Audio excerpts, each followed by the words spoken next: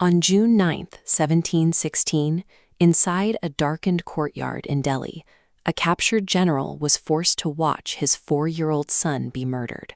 His tormentors then began tearing his own flesh away with hot pincers.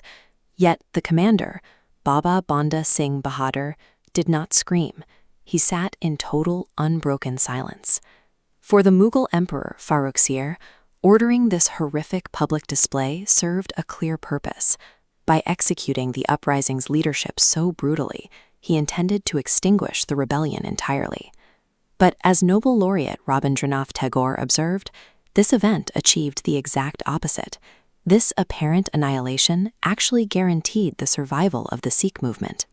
To understand how a catastrophic defeat laid the groundwork for an empire, we have to look at the life of the man sitting silently in the courtyard, because the person being executed was vastly different from the man he used to be.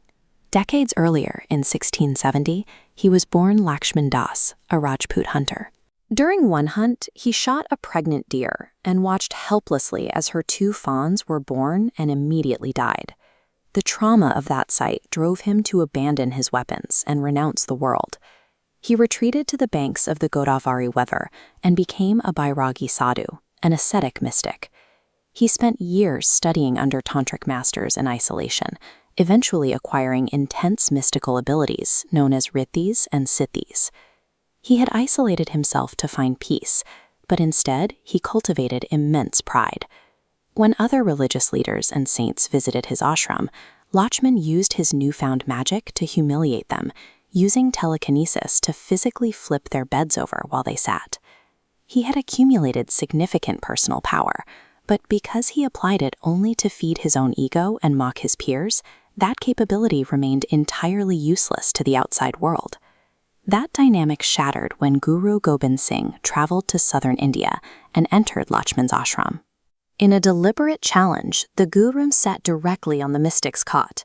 Lakshman attempted to deploy his magic to humiliate this new visitor, but his abilities completely failed. Stripped of his leverage, his pride broke. He fell at the Guru's feet and offered himself as his banda, his slave, asking for guidance. Guru Gobind Singh taught him the principles of Sikhi and baptized him. Lakshman abandoned his life as a solitary mystic and took the name Baba Banda Singh Bahadur. The Guru then handed him a monumental task. He sent Banda Singh back to Punjab, accompanied by only 5 advisors, to confront the tyrannical regimes of the north, specifically targeting Nawab Wazir Khan, the ruler responsible for murdering the Guru's youngest sons. Following this baptism, the purpose of his power shifted. Personal superiority mattered less than the obligation to defend others against oppression. Once in Punjab, Banda Singh quickly rallied thousands of Sikhs to his cause. Operating with extreme efficiency, his forces moved further the region, dismantling local despots and swiftly ending Nawab Wazir Khan's reign. This map shows the rapid expansion of Sikh-controlled territory. They systematically established an independent authority, even minting their own sovereign coins. Alarmed, Emperor Farrukhsir in Delhi mobilized a sweeping military response, pulling forces from across the empire to surround and crush the new state.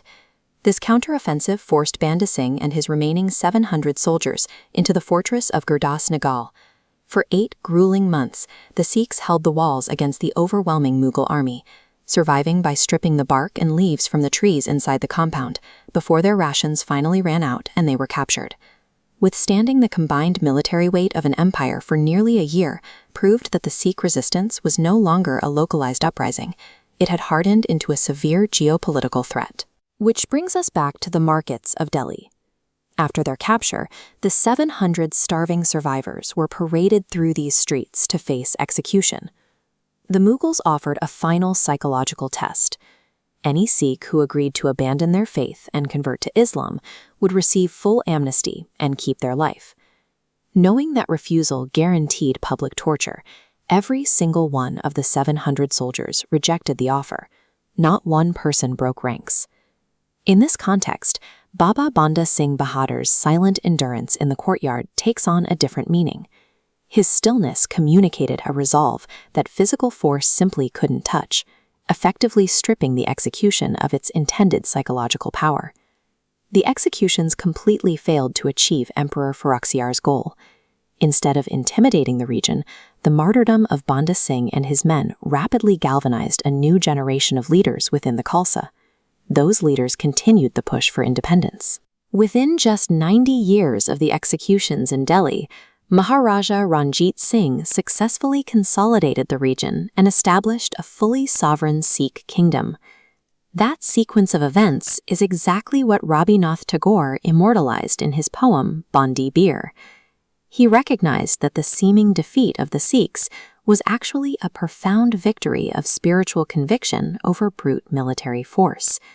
The hunter who once sought isolated mystical power had catalyzed a movement that eventually overthrew its oppressors. Long after the Mughal Empire collapsed, the spirit of resistance Banda Singh